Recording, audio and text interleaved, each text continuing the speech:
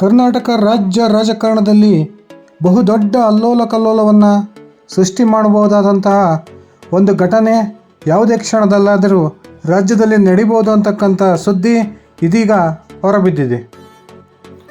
ರಾಜ್ಯದ ಮಟ್ಟಿಗೆ ಬಹುದೊಡ್ಡ ರಾಜಕೀಯ ನಾಯಕನೊಬ್ಬನ ಬಂಧನಕ್ಕೆ ಇದೀಗ CID ತಯಾರಿಯನ್ನು ಮಾಡಿಕೊಂಡಿದೆ ಅಂತಕ್ಕಂಥ ಮಾಹಿತಿ ಇದೀಗ ಲಭ್ಯವಾಗಿದೆ.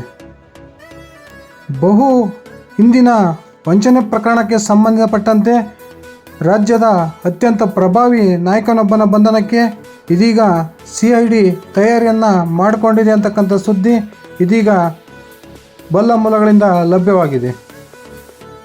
ಮಾಹಿತಿಯನ್ನು ನಿಮ್ಮ ಮುಂದೆ ಇಡ್ತಾ ಇದ್ದೀನಿ. ಬನ್ನಿ ಸ್ನೇಹಿತರೆ, ಅದಕ್ಕಿಂತ ಮುಂಚೆ ನೀವಿನ್ನು ನನ್ನ ಯೂಟ್ಯೂಬ್ ಚಾನಲ್ಗೆ ಸಬ್ಸ್ಕ್ರೈಬ್ ಆಗಿಲ್ಲ ಅಂದರೆ ಈಗಲೇ ದಯವಿಟ್ಟು ಇಟ್ಕೆ ಹೇಮಂತ್ ಯೂಟ್ಯೂಬ್ ಚಾನಲ್ಗೆ ಸಬ್ಸ್ಕ್ರೈಬ್ ಆಗಿ ಬೆಲ್ ಬಟನನ್ನು ಕ್ಲಿಕ್ ಮಾಡಿ. ನಾನು ಕೊಡ್ತಕ್ಕಂಥ ಮಾಹಿತಿ ನಿಮಗೆ ಇಷ್ಟ ಆಗಿದ್ದರೆ ದಯವಿಟ್ಟು ಲೈಕ್ ಮಾಡಿ, ಶೇರ್ ಮಾಡಿ, ಕಮೆಂಟ್ ಮಾಡಿ. ರಾಜ್ಯದ ರಾಜಕೀಯದಲ್ಲಿ ತನ್ನದೇ ಆದ ಪ್ರಭಾವವನ್ನು ಹೊಂದಿರತಕ್ಕಂಥ ಹಾಗೂ ಕಳೆದ ಕಾಂಗ್ರೆಸ್ JDS ಮೈತ್ರಿ ಸರ್ಕಾರದ ಒಂದು ಪತನಕ್ಕೆ ಮುಖ್ಯ ಕಾರಣವಾಗಿರ್ತಕ್ಕಂಥ ದೊಡ್ಡ ನಾಯಕನ ಬಂಧನಕ್ಕೆ ಇದೀಗ CID ತಯಾರಿಯನ್ನು ಮಾಡಿಕೊಂಡಿದೆ. ಹಿಂದಿನ ಒಂದು ವಂಚನೆ ಕೇಸ್ ಪ್ರಕರಣಕ್ಕೆ ಸಂಬಂಧಪಟ್ಟಂತೆ ಇದೀಗ ಯಾವುದೇ ಕ್ಷಣದಲ್ಲಿ ಈ ಒಬ್ಬ ನಾಯಕನನ್ನು CID ಬಂಧಿಸೋ ಸಾಧ್ಯತೆಗಳು ಇದ್ದಾವೆ ಅಂತಕ್ಕಂಥ ಮಾಹಿತಿ ಇದೀಗ ಲಭ್ಯವಾಗಿದೆ. ಹೌದು ಸ್ನೇಹಿತರೆ, ನಾನೀಗ ಹೇಳಕೊಟ್ಟಿರೋದು ರಮೇಶ್ ಜಾರಕಿಹೊಳಿ ಅವರ ಕುರಿತು. ಹಿಂದಿನ ಒಂದು ಕೇಸ್ ಆಗಿರ್ತಕ್ಕಂಥ ಅಪೆಕ್ಸ್ ಬ್ಯಾಂಕಿಗೆ ಸುಮಾರು 233 ಕೋಟಿ ಸಾಲವನ್ನು ಪಡೆದು ಅದನ್ನು ಮರುಪಾವತಿ ಮಾಡದೆ ಅಪೆಕ್ಸ್ ಬ್ಯಾಂಕಿಗೆ ಸಹಕಾರ ಸಂಸ್ಥೆಗಳಿಗೆ ಮೋಸ ಮಾಡಿದ್ದಾರೆ ಅಂತಕ್ಕಂಥ ಒಂದು ಕೇಸನ್ನು ಏನು ಸಹಕಾರಿ ಸಂಘಗಳು ರಾಜ್ಯದ ಒಂದು ಹೈಕೋರ್ಟ್ಗೆ ತಮ್ಮ ಕೇಸನ್ನು ಸಲ್ಲಿಸಿದ್ವು. ಈ ಕೇಸ್ ಇದೀಗ ರಮೇಶ್ ಜಾರಕಿಹೊಳಿ ಅವರ ಬಂಧನದ ಹಂತಕ್ಕೆ ಬಂದು ನಿಂತಿದೆ ಅಂತಲೇ ಹೇಳ್ಬೋದು. ಗೋಕಾಕ್ನ ಸೌಭಾಗ್ಯವತಿ ಶುಗರ್ಸ್ ಕಂಪನಿಯ ಸ್ಥಾಪನೆಗೆ ರಾಜ್ಯದ ಅಪೆಕ್ಸ್ ಬ್ಯಾಂಕ್ನಿಂದ ಸುಮಾರು 233 ಕೋಟಿ ರೂಪಾಯಿಗಳ ಸಾಲವನ್ನು ಪಡೆದಿದ್ದಂತಹ ರಮೇಶ್ ಜಾರಕಿಹೊಳಿ ಅವರು ಆ ಒಂದು ಸಾಲದ ಮೊತ್ತ ಬಡ್ಡಿಯೂ ಸೇರಿ 439 ಕೋಟಿಯಷ್ಟಾಗಿತ್ತು. ಆದರೆ ನಮ್ಮ ಶುಗರ್ಸ್ ಸಕ್ಕರೆ ಕಾರ್ಖಾನೆ ದಿವಾಳಿಯಾಗಿದೆ ಅಂತಕ್ಕಂಥದ್ದು ದಾಖಲೆಗಳನ್ನು ತೋರಿಸುವ ಮೂಲಕ ಯಾವುದೇ ಒಂದು ರೀತಿಯ ಆ ಸಾಲದ ಮೊತ್ತವನ್ನು ಮರುಪಾವತಿಸದೆ ಕಾಲವನ್ನು ತಳ್ಳಿದ್ದಂತಹ ರಮೇಶ್ ಜಾರಕಿಹೊಳಿ ಅವರ ವಿರುದ್ಧ ರಾಜ್ಯದ ಸಹಕಾರ ಸಂಸ್ಥೆಗಳು ಒಂದು ಕೇಸನ್ನು ದಾಖಲು ಮಾಡಿದ್ವು. ಈ ಅಪೆಕ್ಸ್ ಬ್ಯಾಂಕ್ನ ಒಂದು ದೂರಿನ ದಾಖಲಿನಿಂದಾಗಿ ರಮೇಶ್ ಜಾರಕಿಹೊಳಿ ಹಾಗೂ ಸೌಭಾಗ್ಯವತಿ ಶುಗರ್ಸ್ನ ಆಡಳಿತ ಮಂಡಳಿಯ ವಿರುದ್ಧ ದಾಖಲಾಗಿದ್ದಂತಹ FIR ರದ್ದು ಮಾಡಬೇಕು ಅಂತ ಕೋರಿ ರಮೇಶ್ ಜಾರಕಿಹೊಳಿ ಮತ್ತು ತಂಡ ರಾಜ್ಯದ ಹೈಕೋರ್ಟ್ಗೆ ಅರ್ಜಿಯನ್ನು ಸಲ್ಲಿಸಿತ್ತು. ಆದರೆ ಈ FIR ರದ್ದನ್ನು ಕೋರಿ ಸಲ್ಲಿಸಿದ್ದಂತಹ ಅರ್ಜಿಯನ್ನು ಇದೀಗ ರಾಜ್ಯದ ಹೈಕೋರ್ಟ್ ರದ್ದುಗೊಳಿಸೋದ್ರ ಮೂಲಕ CIDಗೆ ಈ ಒಂದು ಕೇಸಿನ ತನಿಖೆಯನ್ನು ಸಂಪೂರ್ಣವಾಗಿ ಕೈಗೊಳ್ಳೋದಕ್ಕೆ ನಿರ್ದೇಶನವನ್ನು ನೀಡಿದೆ. ಈ ಕೇಸನ್ನು ತಕ್ಷಣ ಕೈಗೆತ್ತಿಕೊಂಡಿರ್ತಕ್ಕಂಥ CID ಇದೀಗ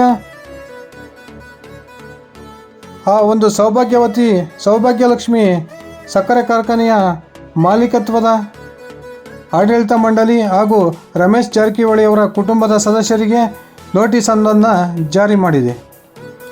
ಈ ಒಂದು ವಂಚನೆ ಪ್ರಕರಣಕ್ಕೆ ಸಂಬಂಧಪಟ್ಟಂತೆ ವಿಚಾರಣೆಗೆ ಹಾಜರಾಗುವಂತೆ ಸೌಭಾಗ್ಯಲಕ್ಷ್ಮಿ ಶುಗರ್ಸ್ನ ಆಡಳಿತ ಮಂಡಳಿ ಹಾಗೂ ರಮೇಶ್ ಜಾರಕಿಹೊಳಿ ಅವರ ಕುಟುಂಬಕ್ಕೆ ಒಂದು ವಿಚಾರಣಾಧೀನ ನೋಟಿಸನ್ನು ಇದೀಗ ರಾಜ್ಯದ CID ಜಾರಿ ಮಾಡಿದೆ.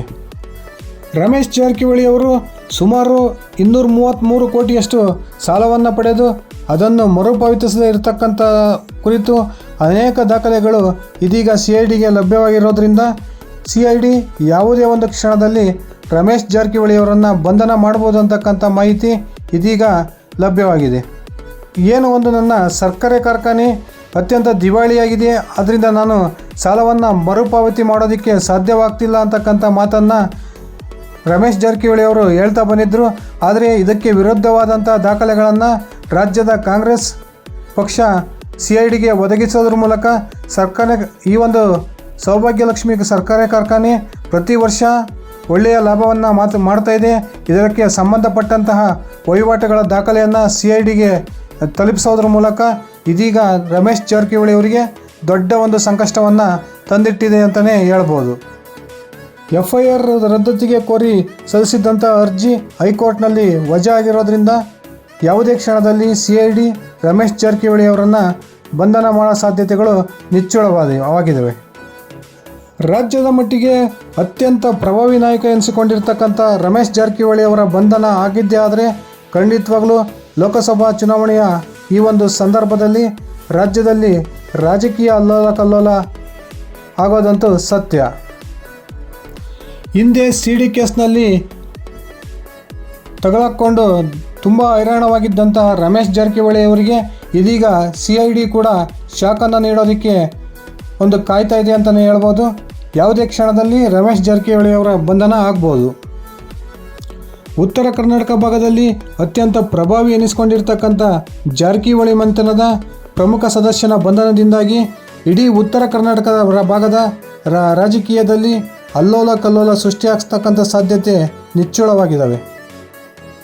ಒಂದು ವೇಳೆ CID ರಮೇಶ್ ಜಾರಕಿಹೊಳಿ ಅವರನ್ನು ಬಂಧನ ಮಾಡಿದ್ದೇ ಆದರೆ ಅದರ ನೇರ ಹೊಡೆತ ಬೀಳ್ತಕ್ಕಂಥದ್ದು BJPಗೆ.